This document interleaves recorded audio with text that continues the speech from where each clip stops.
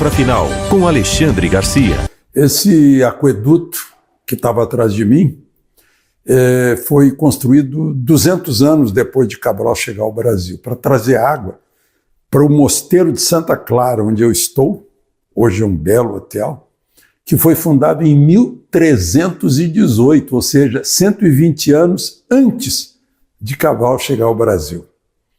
É a história, né? Daqui uma semana a gente vai comemorar 525 anos do descobrimento do Brasil. E por causa disso, a Gazeta do Povo está fazendo uma promoção. A promoção se chama Brasil 525 anos. Por que essa promoção? Porque para os assinantes que vão pagar R$ 1,90 por 6 meses, recebem um e-book chamado A Ordem de Cristo e a História Secreta do Descobrimento. É só acessar aí gazetadopovo.com.br/Alexandre Garcia que você vai encontrar, ou põe o QR Code. Só para lembrar, né? Gazeta do Povo é a resistência, é um dos últimos bastiões do verdadeiro jornalismo, que briga pela liberdade, pela justiça, né? Que critica os excessos em relação às pessoas que estavam se manifestando no dia 8 de janeiro, enfim. E tem gente lá, eu estou lá, estou na Gazeta do Povo, né? Está lá a Cristina Grêmio, o Lacombe, né? O Constantino, uma pleiade de gente boa que ajuda você a tomar decisões. A Ordem de Cristo está lá, só para lembrar, né? Está lá nas caravelas de Cabral, a cruz da Ordem de Cristo. Assim como está nos marcos de Pedra-Liós, que foram chantados 2, né? Um lá em Touros, no Rio Grande do Norte, quando Cabral chegou, e outro lá em Cananéia. Né? Só para lembrar, a cruz sempre presente, o cristianismo presente. Isso está nesse e-book que você vai receber assinando a Gazeta do Povo, né, a R$ 1,90 por 6 meses. Essa é a promoção do Brasil 525 anos. Bom, e o que a gente está pensando hoje aqui em Portugal, muita gente veio me perguntar, né, e a saúde do presidente Bolsonaro? É o que todo mundo sabe, é uma questão grave.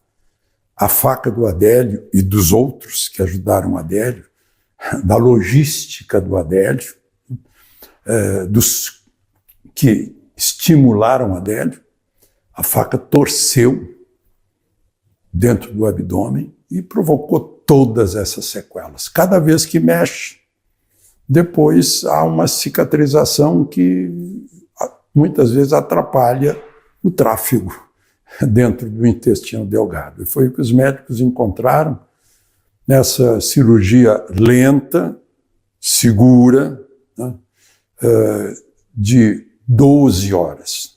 Não foi porque houve complicação, a complicação estava lá. Né? E a gente sabe que não é uma cirurgia como essa, não é a cura. Porque a tendência, os próprios médicos se manifestaram, o Dr. Cláudio Birolini, parece até uma semelhança com o apelido de Bolsonaro, né, do Biruliro. Né? Enfim, tá funcionando. Foi para a UTI, já está no apartamento, está recebendo um tratamento para não formar gases, para não ter nenhuma infecção, para não sentir dor, porque mexeram na musculatura. Ele cheio de hérnias, né,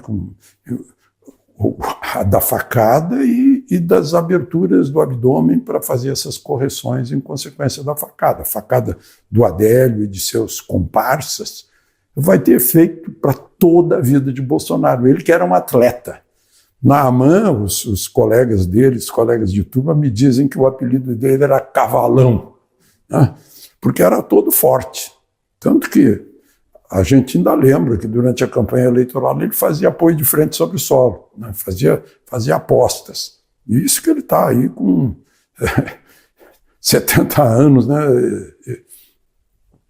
Mas é um homem forte, e a cirurgia mostrou isso. Imagina, 12 horas de barriga aberta. Né? E ele funcionou. Bom, os outros assuntos, né?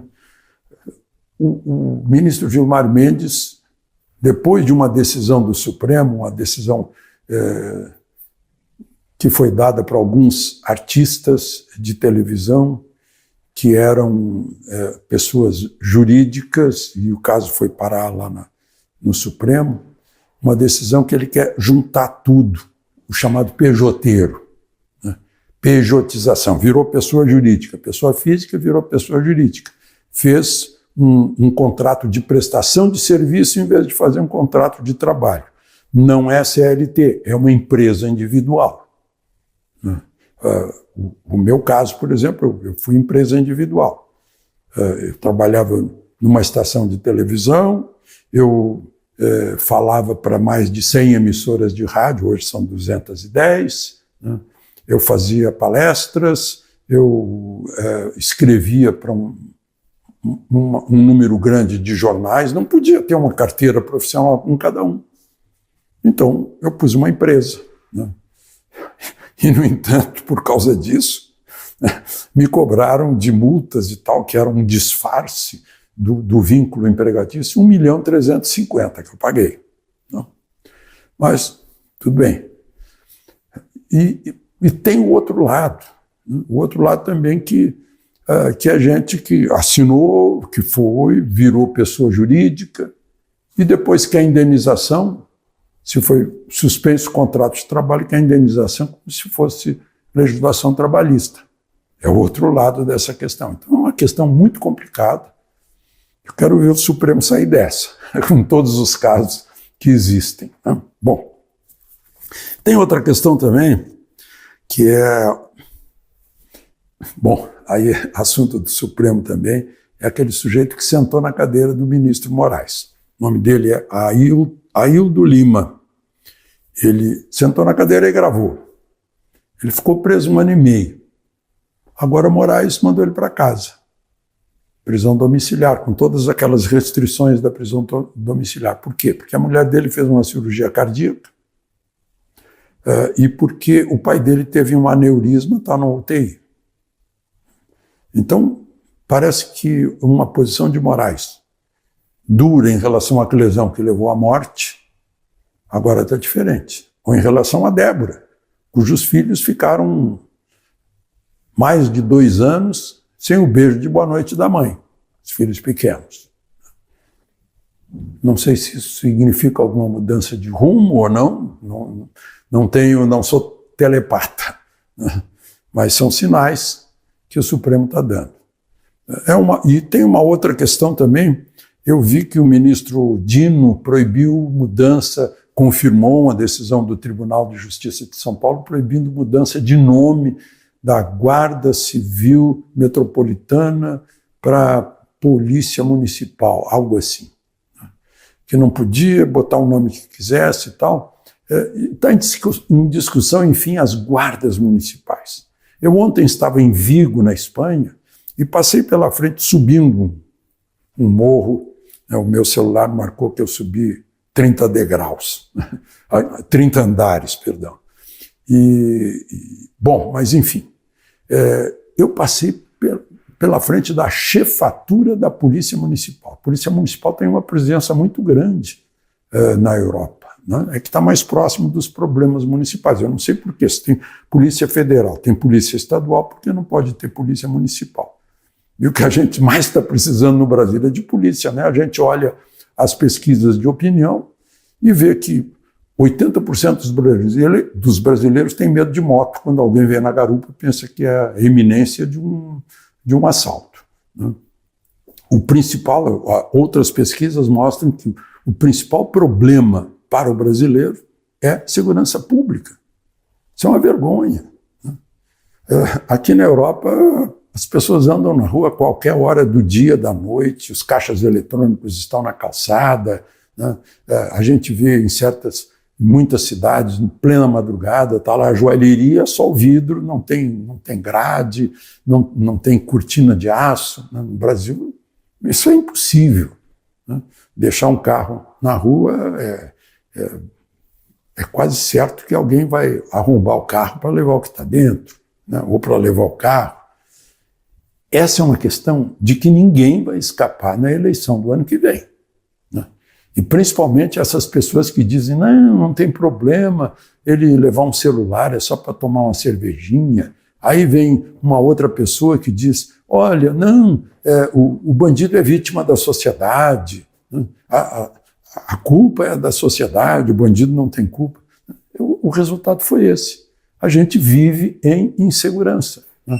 E o turismo no Brasil também se encolhe por causa disso. As pessoas têm medo de ir para o Brasil, assim como nós brasileiros temos medo de viver no Brasil. Estou em Vila do Conde, ao norte do Porto, em Portugal. Alexandre Garcia.